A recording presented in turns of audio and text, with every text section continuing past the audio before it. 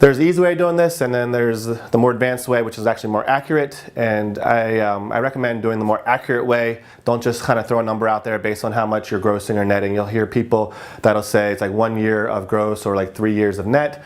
You can kind of do that, but it doesn't really tell too much about the business or the health of the business. So I recommend using a company or a website called B-I-Z, equity.com.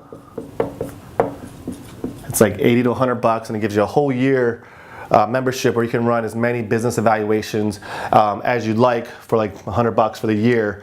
And it's gonna ask you to go through the last 3 years of your profit and loss statement, your books, every single thing about your business. And at the end, it's gonna give you like a 15, 20 page printout on why your business is worth what they say it is. And that will give you a good starting point to start negotiating with somebody if you're interested in selling. But some key things to think about to bring the value of your business up. One is how involved you are in the business.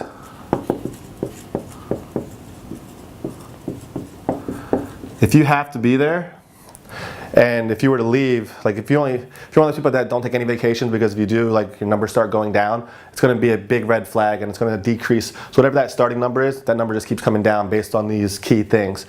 How involved you are. And if you have to be there, again, that's going to devalue your business. So try to build your business without you, instead of around you, like I always say. If you take a vacation or 2 vacations and everything's smooth, then you probably have had that solved. For me, I only went into my boot camp once every quarter for that probably the last 2.5, 3 years that I owned it, and actually moved from the East Coast to the West Coast while I still owned it, and everything ran smoothly until I eventually sold it. Number 2 is paid in fulls. Paid in fulls sound great. You get a bunch of money up front, $2,000 up front, and then you have to service that person for a whole year. Now, when somebody potentially wants to buy it, or the value of it, if you have 30 paid in fulls at $2,000 each, you're looking at like $60,000. They're probably going to take that $60,000 off the purchase price, or at least prorate it, because you have that $60,000, and depending on how you sell your business, like most people at our level aren't going to actually sell the entire, like the actual business itself. They're going to do what's called an asset purchase agreement, where you're just selling like your email list, your members, your equipment, your lease, all that stuff, your brand recognition, things like that. What they're going to look for is paid in fulls, and so if you collect that $60,000 and they've averaged 6 months that you've already gave them membership, you still owe them 6 months, that's going to be $30,000 they're going to take off the purchase price. So when you're like a year or 2 out, when you're like at least a year out from wanting to sell it, don't accept any more paid in fulls. Paid in fulls are good when you're trying to grow, because you get a lot of cash up front that you can put back towards marketing or towards improving your location or whatever. But when you're ready to sell, stop collecting paid in fulls towards the end. The third thing they're going to look for is month to month versus 12-month contracts. And they're also going to look for they're going to want to know like what's the average time a client stays with you. And if you don't have those numbers, then they're going to assume that 12 months is the longest, and they're going to want to know out of 100 members that you have, 60 are on 12 months, and 30 are on month to month. They can quit any time, and 10 are on paid in fulls. So all they can bet on is those 60 people staying for however many months they have left of the 12 months. So that's going to be a red flag. It's going to take away some of that security from them. If everybody's on 12 months and the average person has like 5 months left, then that's going to give them at least a little bit of a cushion. They know that people can't just leave when they buy it. But if a big percentage are on month to month, then it's going to scare them a little bit, because if for whatever reason, once they take it over, it could give those people an excuse to quit or to go somewhere else. So that's what you want to look. That's what you want to look for as well. The other thing is your pricing.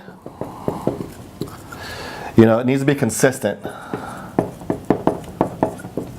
I see a lot of people, they start off charging $75 and then $97 or $100, and then they go up to like $120, and they have people at $150. Over time, what that does, it makes it hard, because if you're always making deals with people, so pick a price and stick with it. And if you raise it, as soon as you raise it to that new price, make sure you stick to that new price. So over time, more and more people are getting to that new price.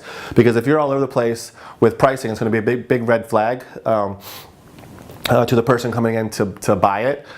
And it's hard for people to refer their friends when they're paying $97 and then now you're charging $147, because they're going to tell their friends how much they're paying. And when they come in, their friends are like, "Hey, I want to join, but I don't want to pay $147 because my friend's only paying $97." And then you're like, "Okay, I'll do it for $97." And then they join, and then somebody else that just joined a week before them, they become friends. They start talking. They tell them that they pay $97 and they're paying $147. Now they're pissed, and it just causes a big problem. And if somebody coming in that's going to pay you top dollar for your business, they don't want to have to deal with that. They want it to be, consistent. They want it to be solid.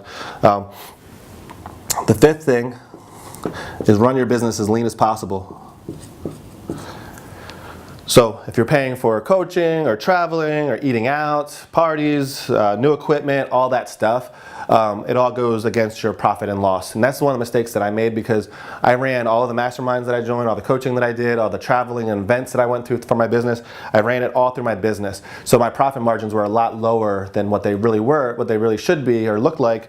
What I should have done is put it on a personal credit card and still wrote it off as a business expense, but not within my actual business. But running it through my business card, and it went against my profit and loss. Even though I could explain like this stuff isn't necessary to run the business, I still spent that money, running the business and growing it. So make sure you run it as lean as possible, and you want that profit margin to be as high as possible to get the highest value. So those are the 5 things that you want to focus on to get the most value out of your business. Go to bizequity.com to get a proper evaluation on your business, and then you can grow it. You can increase that from there by focusing on those 5 things.